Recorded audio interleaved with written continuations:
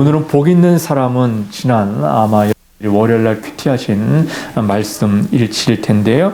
오늘은 복 있는 사람은 이라고 하는 말씀을 통해서 함께 은혜를 나누기를 원합니다. 여러분, 세상에 많은 사람들은 복을 참 좋아합니다. 심지어는 자는 이불과 베개에도 복자가 새겨져 있고, 심지어는 밥을 떠먹는 숟가락에도 복자가 새겨져 있고, 심지어는 먹고 자고 입는 것조차도 복자가 새겨져 있는, 복으로 감싸져 있는 분들이 얼마나 많이 있던가. 여러분, 성경에도 보면 복에 관련된 이야기가 참 많이 등장을 합니다. 심지어는 안식일이라고 하는 이 날짜를 복 주셨다라고 하는 내용까지도 등장을 해요. 하나님이 그 일곱째 날을 복되게 하셔서 거룩하게 하셨으니 이는 하나님이 그 창조하시며 만드시던 모든 일을 마치시고 그날에 안식하셨습니다. 어찌 보면 성경은 우리에게 고통을 이야기하지 않고 시험이나 인내, 십자가의 고통만을 이야기하지를 않습니다. 한마디로 복 주시기 위하여 저와 여러분을 택하셨다는 거예요. 그리고 저와 여러분을 복 주시기 위하여 오늘도 우리를 인도하신다. 이 내용이 성경 가운데 담겨져 있는 주류를 이루고 있는 내용입니다. 다시 말해 성경을 뭐라고 이야기하든가 복받는 이야기, 이렇게 요약을 해도 될 지경입니다. 복에 관한 이야기가 바로 성경에 관련된 이야기입니다. 심지어는 예수님도 십자가 지시기 위하여 구원 사역을 위해서 제일 먼저 하신 설교가 무엇인가? 팔복에 관련된 설교입니다. 8가지 복에 관련된 설교입니다. 왜 마태복음 5장, 6장, 7장을 공식적인 설교라고 이야기를 하고 있는가? 유대인들의 기록을 보면 무리를 보시고 산 위에 올라가 앉으셨더라, 이런 말이 기록이 되어져 있습니다. 그 유대인들, 당대의 유대인들은 랍비가 공식적인 말씀을 선포할 때 랍비가 말씀을 선포하십니다, 이렇게 이야기하지 않으시고 랍비가 앉으셨습니다, 그렇게 이야기를 해요. 그러면 이제 이 랍비가 말씀을 선포할 시간이 되어졌고 많은 회중들은 그 말씀을 들을 준비를 해라. 이 공식적인 것이 바로 랍비가 자리에 앉으셨습니다, 그렇게 이야기를 해요. 그러니 예수님이 산 위에 올라가 앉으시니 제자들이 나온지라. 이것은 이제 예수님께서 공식적으로 랍비로서 말씀을 선포하셨다, 이것을 의미하고 있는 거예요. 공식적인 말씀을 선포하셨다라고 지금 선포를 하고 있는 거예요. 어찌됐든 예수님은 공생의 시작을 팔복, 8가지의 복이라 이것으로 말씀을 시작을 하셨다는 거예요.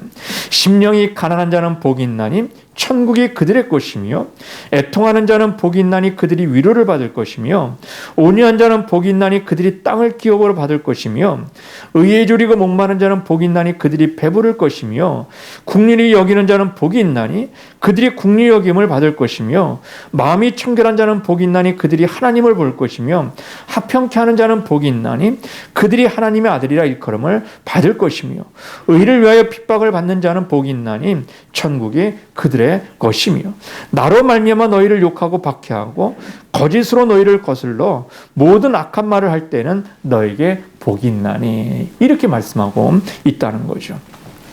예수님께서 공생의 사역을 시작하실 때 8가지에 대한 복으로 지금 말씀을 선포하셨고 제일 먼저 사역을 시작하셨어요. 사랑하는 성도 여러분, 어떻습니까?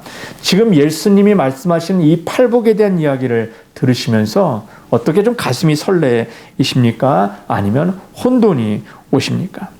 어찌 보면 우리가 알고 있는 복의 개념과는 좀 전혀 다른 복에 대한 이야기를 하고 계시는 것 같아요.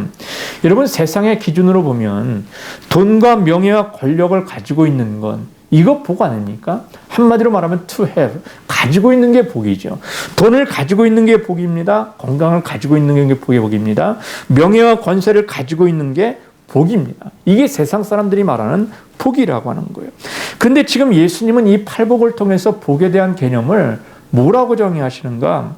심령이 가난한 자는 복이 있나니 천국이 저희 것임이니라, 이렇게 이야기를 해요. 심령이 가난한 걸 가지라고 이야기하는 것이 아니에요.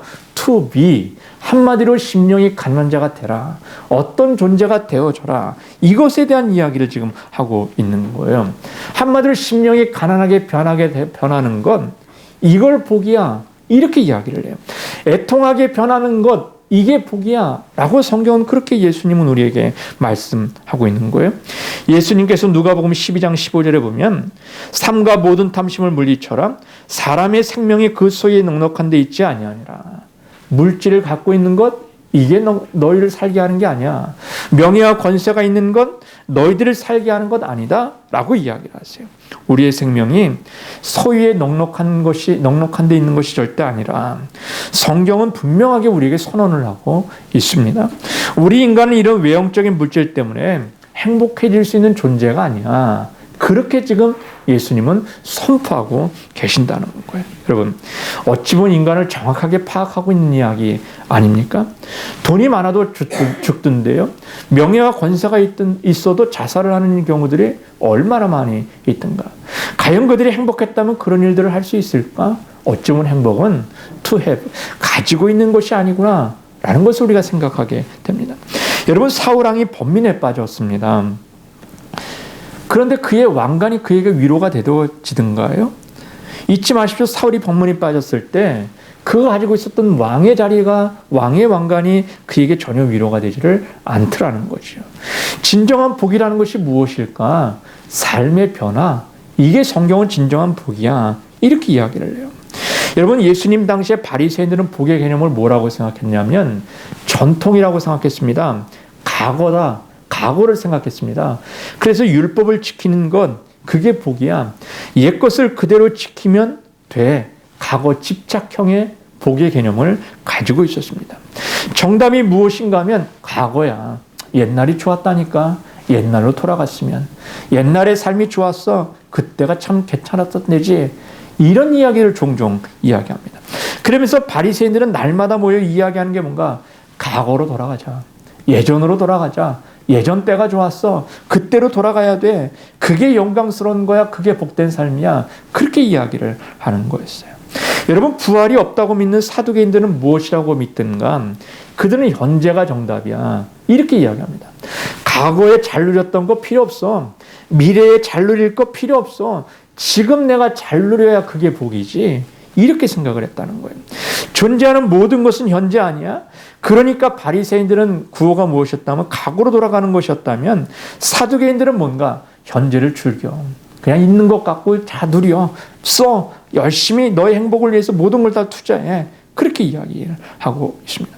과거는 무슨 놈의 과거야? 현실밖에 없어. 그게 부활을 믿지 않았던 사두개인들의 복의 개념이었다는 거예요. 여러분, 잘 보십시오.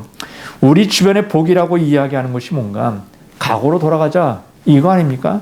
아니면 현재를 좀 누려보자 이거 아닙니까? 그런데 우리는 속지 말아야 될 것이 뭔가 이건 복의 개념이 아니라는 거죠. 여러분, 복이 무엇입니까?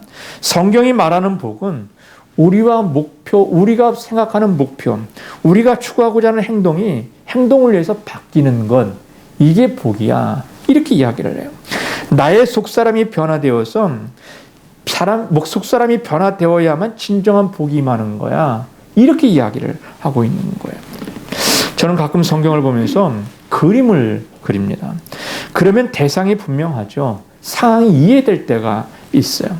여러분도 말씀을 좀 입체적으로 보기를 원하신다? 그럼 그림을 한번 그려보세요. 그러면 상황이 누구에게, 어떻게, 왜, 무엇이라 말씀하는가를 이해할 수 있죠.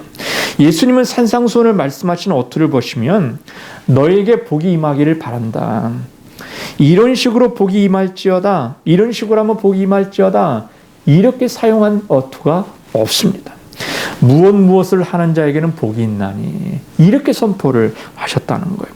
다시 말하기에 어떻게 변화된 자에게는 그것이 복이야. 그렇게 선포되어졌다는 것을 우리가 알 수 있어요. 그렇습니다. 사랑하는 성도 여러분, 복은 가만히 있는 사람에게 임하는 것이 절대 아닙니다.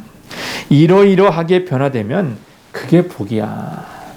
변화 자체가 복이라 성경은 그렇게 이야기를 하고 있다는 거예요.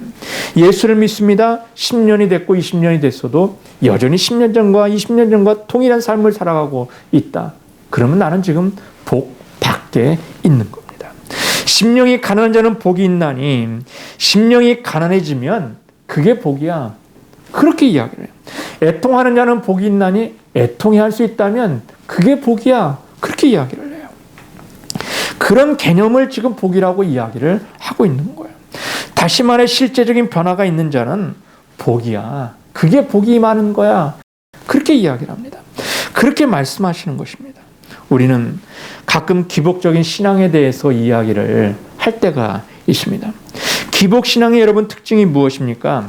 우리는 변하지 않는 것. 이게 기복신앙이에요. 신이 어떤 재앙을 내리기로 결심을 합니다. 그런데 우리는 그 신의 마음을 바꾸기 위해서 부적을 사용합니다. 구슬합니다.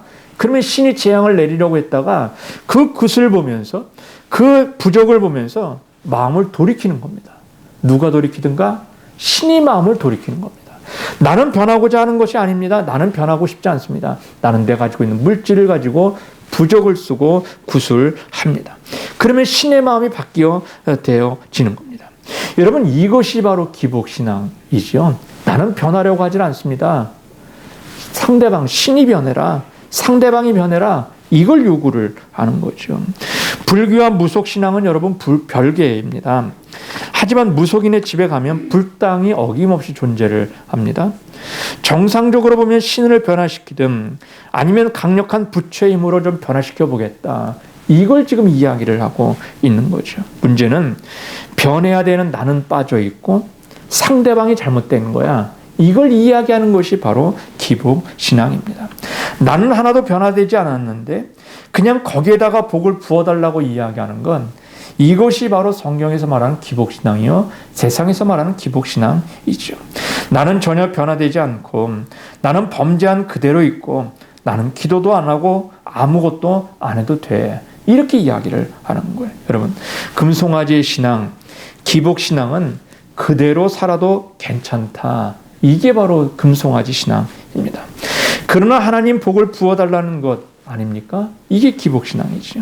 내가 헌금 많이 할 테니, 내가 헌신할 테니, 내가 교회를 치를 테니까 이들의 모습 가운데 복을 그냥 부어달라. 나는 이대로 살고 싶어. 그런데 복 부어달라. 이게 금송아지 신앙이라는 거예요. 금송아지 신앙이라는 거예요.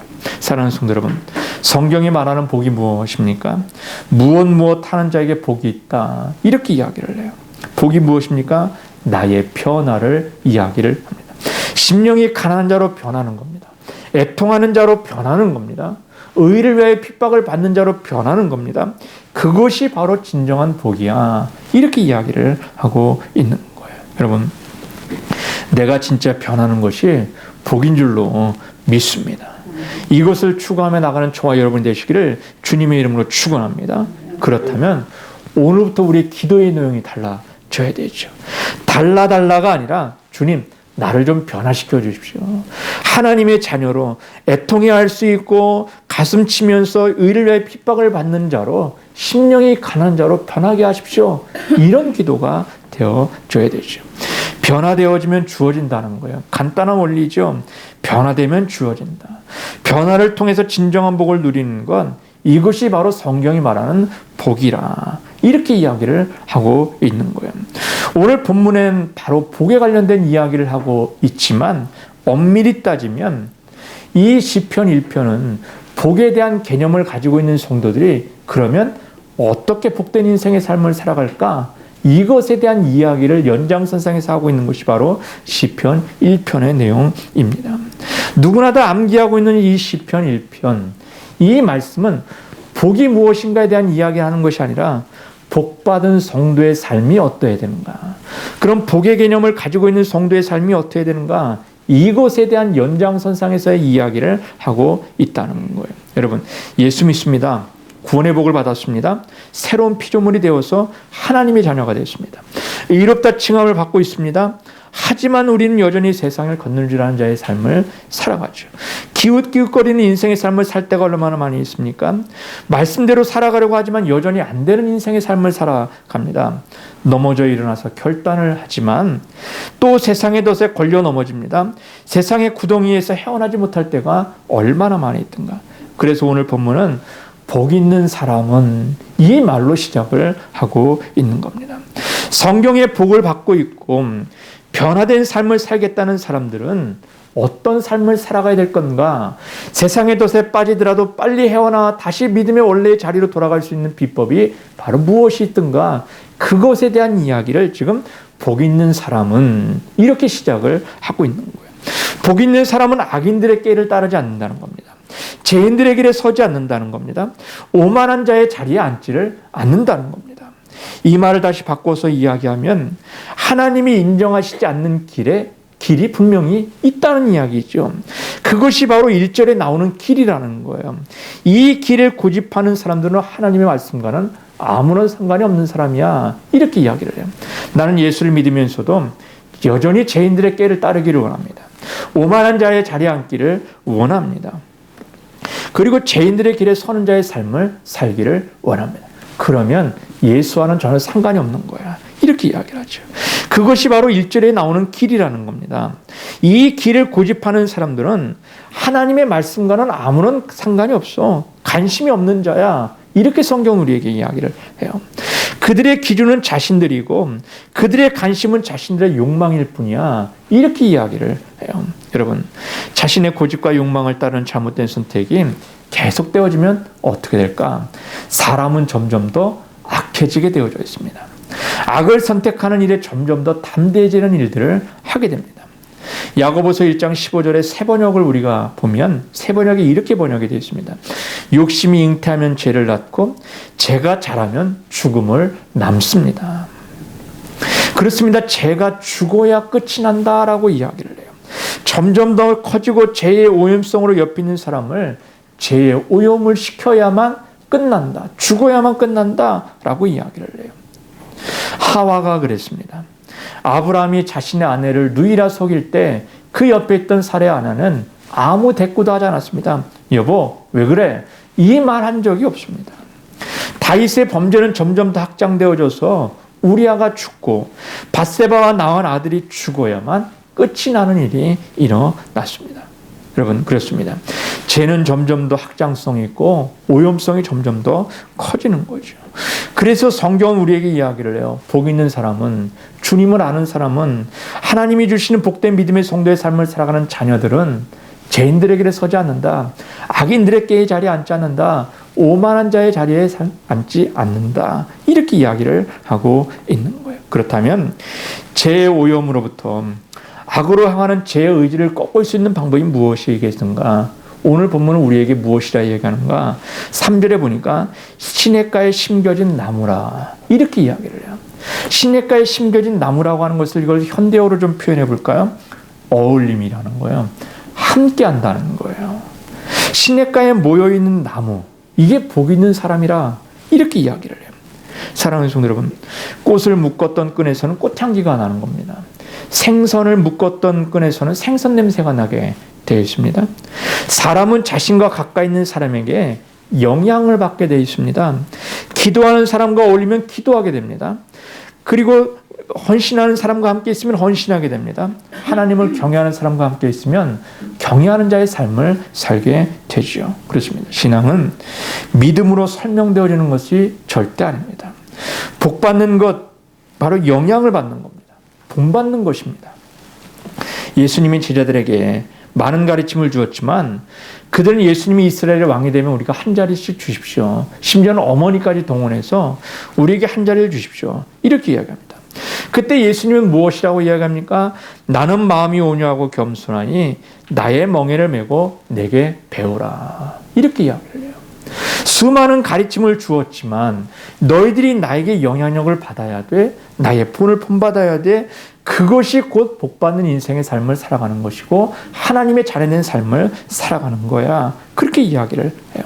성도 여러분, 혹시 잘못된 인생의 선택으로 지금 하나님으로부터 떠나 있는 자들이 있다면 속히 도롭게 의의 길로 인도되어지는 저와 여러분이 되시기를 주님의 이름으로 축원합니다. 바른 길로 가는 것이 복 있는 사람입니다. 하나님의 은혜로 사는 것이 바로 복 있는 사람이라고 이야기를 해요. 여러분, 복 있는 자의 반열에 서 있다면 그것을 유지하기 위하여 무엇이라 얘기합니까? 오직 여호와의 율법을 출구하라 라고 이야기를 해요. 그의 율법을 주야로 묵상하라고 이야기를 해요. 그러기 위해 주님의 말씀을 묵상하십시오. 산상수훈 6장의 내용이 무엇인가? 6장 1절에 보면 사람에게 보이려고 그들 앞에서 너의 의를 행하지 않도록 주의하라. 그리하지 아니하면 하늘에 계신 너의 아버지께 상을 받지 못하느니라. 이렇게 이야기를 해요. 여러분, 여기서 6장 1절의 중요한 문구가 무엇입니까? 사람에게 보이려고. 이 단어라는 거예요. 6장의 모든 내용은 보면 뭐뭐 할 때로 시작이 됩니다. 구제할 때에, 기도할 때에, 금식할 때에 이렇게 이야기를 해요. 이 말은 사람에게 보이려고 기도하지 말라. 이 이야기입니다. 금식할 때 사람들에게 보이려고 하지 말아라. 기도할 때 사람들에게 보이려고 하지 말아라. 구제할 때 사람들에게 보이려고 구제하지 말아라. 이렇게 이야기를 해요. 그렇습니다. 이걸 다른 말로 이야기를 해볼까요? 기도도 변질될 수 있어요. 구제도 변질될 수 있어요. 신앙도 변질될 수 있고요. 타락할 수 있어요. 기도하는데 사람에게 보이려고 할 수 있어요. 구제할 때도 사람들에게 보이려고 할 수도 있어요. 우리가 가끔 선거철이 되면 심심치 않게 국회의원 출마하는 사람들이, 대통령 출마하는 사람들이 그 한 자리를 얻기 위해서 구제하는 일들을 보죠. 시장에 가서 정말 평소 잘 먹는 것 같지도 않던 것들을 먹고 사기도 하고 수없이 많은 사람들과 어울려 악수를 합니다. 그런데 여러분, 우리가 그것을 보면서 감동을 받습니까? 감동이 없습니다. 왜 그런가? 또 선거철인가 보다. 또 국회의원 나왔나 보다. 그러니 저들이 저렇게 손잡고 악수하고 허리를 90도로 굽혀서 인사하지. 한마디로 변질된 것이기 때문에 그래요. 변질된 기도, 변질된 금식이기 때문에 그런 거죠. 그렇습니다. 주님은 우리에게 말씀하세요. 너의 기도가 변질되지 않기 위해서, 너의 신앙이 변질되지 않기 위해서, 너의 믿음이, 너의 복이 변질되지 않기 위해서 무엇이라고 이야기하는가? 구원을 받은 하나님의 자녀가 되어줬고 영생을 약속받은 우리지만 우리의 신앙이 변질되지 않기 위해서 힘써야 돼. 그 기준이 바로 뭔가? 말씀을 묵상하는 거야. 주야로 그 말씀을 묵상하는 거야. 그 말씀을 입에서 떠나지 않는 자의 삶을 살게 하는 거야. 이게 기준이라는 거야. 여러분, 집에서 멀어집니다. 기준이 어디예요? 집이죠. 냉장고의 신선도를 유지하기 위해 적정한 온도가 있습니다. 그 온도를 유지하는 게 중요하죠. 그게 기준이죠. 그렇습니다. 우리가 경건에서 멀어집니다. 기도에서 멀어집니다. 경건은 주야로 말씀을 묵상하는 겁니다. 주야로 기준인 말씀을 가슴에 새기는 겁니다. 그럴 때 우리의 신앙이 변질되지 않고 타락하지 않는 자의 삶을 살아갈 수 있어요. 사랑하는 성도 여러분, 성경을 매일 한 장씩이라도 읽으십시오. 말씀대로 살아갈 것을 매일 매 순간 결단하십시오. 저와 여러분을 살게 하실 줄로 믿습니다. 내 영혼이 잘된 같이 범사가 잘 되어지는 은혜의 복이 이 말씀 안에 담겨져 있음을 여러분 기억해 될 줄로 믿습니다. 오늘 본문의 뉘앙스로 이야기하면 3절이죠. 하는 모든 일이 다 형통하리로다. 이렇게 이야기를 해요. 하나님의 복된 인생의 삶을 살아가는 건, 주야로 말씀을 묵상하며 내 입에서 입을 하나님 말씀을 떠나지 않게 하는 건, 그러면 복된 존재로서 삶을 살아가는 건 형통하게 하신다. 이렇게 말씀하고 있는 거예요. 또한 본문은 복 있는 사람은 시냇가에 심겨진 나무라. 이렇게 이야기를 해요. 사랑하는 기쁨의 성도 여러분, 자리를 이야기를 하고 있는 거예요. 세상에는 풍수에 맞는 자리가 있다지요. 복받는 자리가 있다지요. 소위 세상에서 팔통에 능하면 세상의 모든 복을 누릴 수 있다. 이렇게 이야기를 해요. 하늘을 보면 하늘의 기운을 읽을 수 있어야 되고요. 땅을 보면 땅의 기운을 읽을 수 있어야 되고, 사람의 얼굴을 보면 생사복에 대한 이야기들을 읽을 수 있어야 된답니다. 이런저런 이야기들 8가지가 통하면 팔통을 하게 되면 뛰어난 사람이라, 뛰어난 무당이다, 이렇게 이야기하는 분들도 있어요. 그들이 다 이야기하는 것들이 뭔가 자리가 있다는 거예요. 복받는 자리가 있다는 거예요. 여러분, 정말 그런 자리가 있습니까? 복을 받는 자리가 있습니까? 그렇다면 여러분이 계신 그 자리는 정말 복받는 자리십니까? 아니면 복과는 전혀 먼 자리에 있습니까? 그렇다면 복 있는 자리가 여러분 어디일까요? 누가복음 5장에 보면 예수님께서 게네사렛 호수에서 그물을 씻고 있는 사람들에게 다가가십니다. 그들은 밤새 고기를 잡았지만 한 마리도 잡지를 못합니다. 몸은 몸대로 지쳐 있습니다. 멍한 정신 상태로. 그래도 고기는 또 잡으러 나가야 되니까 그물과 어구를 지금 손질하고 있습니다. 이에 예수님은 말씀 사역을 마치시고 어부들에게 깊은 데로 가, 그물을 내려, 이렇게 이야기를 하세요. 사랑하는 성도 여러분, 예수님은 목수세요. 어구를 손질하는 사람은 일생을 고기 잡는 어부예요. 목수와 어부 둘 다 자신의 직업의 전문가들이시죠. 목수는 목수일에, 어부는 어부일의 전문가이죠. 또한 그들은 밤새 수고했습니다. 한 마리도 물고기를 잡지 못했습니다. 실패했습니다. 근심과 걱정이지요. 끼니 걱정, 자식들 학비 걱정, 살아갈 희망이 보이지를 않습니다. 그저 하루 벌어 하루 먹고 사는 존재에게 물고기를 잡지 못했다? 이건 삶의 근심이죠. 고통이죠. 걱정이죠. 그런 목수이신 예수가 찾아오셨습니다. 물고기를 잡는 것에 실패한 장소에게 다시 가라는 겁니다. 그리고 이번에는 깊은 데로 그물을 내리라는 것입니다. 한마디로 땅의 전문가인 그 예수님이 바다의 전문가인 그들을 향해 깊은 데로 가라. 가서 그물을 내려라. 라고 이야기합니다. 누가복음 5장 5절입니다. 시몬이 대답하여 이르되 선생님 우리들이 밤이 새도록 수고하였으되 잡은 것이 없지만은 말씀에 의지하여 내가 그물을 내리리이다. 사랑하는 성도 여러분, 그들은 말씀에 의지하여 그물을 내립니다. 너무 많은 고기를 잡아서 다른 배를 불러다가 2배의 고기가 많이 잠길 정도로 채우는 일이 일어납니다. 만선이 되어 항구로 돌아옵니다. 무슨 뜻입니까? 그들은 지금 실패의 자리에 있었습니다. 좌절의 자리에 있었습니다. 그런 그들에게 바다로 다시 가라는 겁니다. 결국에 성공의 자리, 축복의 자리로 다시 돌아가라고 이야기합니다. 그들이 갔던 어제의 밤과 다른 아침을 그들은 지금 맞이하고 있습니다. 이유가 뭡니까? 그렇습니다. 예수님이 함께 하시니까 내 실망의 자리, 좌절의 자리, 고통의 자리였던 이 자리가 예수님이 함께 하시니까 성공의 자리, 은혜의 자리, 축복의 자리로 변화되어지더라. 이걸 지금 이야기를 하고 있는 거죠. 세상 사람들이 말하는 복 있는 자리, 이게 중요한 게 아니고 내가 있는 이 자리를, 복된 자리를 만들기 위해서는 예수 그리스도가 나의 참된 주인이 되어주시고 예수 그리스도가 나의 인생의 모든 것을 주관하시는 그런 분이 되어주셨을 때 지금 내가 이 자리가 복되어지는 놀라운 믿음의 역사가 있게 되어진다는 거예요. 여러분, 예수님이 십자가에 무기력하게 죽으셨어요. 동굴에 장사되어졌죠. 누가 봐도 예수님의 명성에 비하면 허무하게 죽으셨습니다. 대단할 것처럼 요란했던 예수님이 그저 다른 사람들처럼 지금 동굴에 갇혀 있습니다. 마리아와 다른 여인들은 예수의 몸에 향품을 바르고 무덤으로 올라갑니다. 어찌 보면 실패 자리로 가겠다는 것 아닙니까? 그들의 기대와는 전혀 다른 허무함이 가득 찬 것 아니겠습니까? 그저 죽은 자를 보러 가는 길입니다. 아무런 기대도 하지 않았습니다. 생각도 없습니다. 그저 인간적인 도의를 지키고자 그저 무덤가에 아무 생각 없이 올라갈 뿐입니다. 하지만 그들이 실패라고 생각했던 그 끝이 어떻게 되어집니까? 부활하신 예수님을 제일 먼저 목격합니다.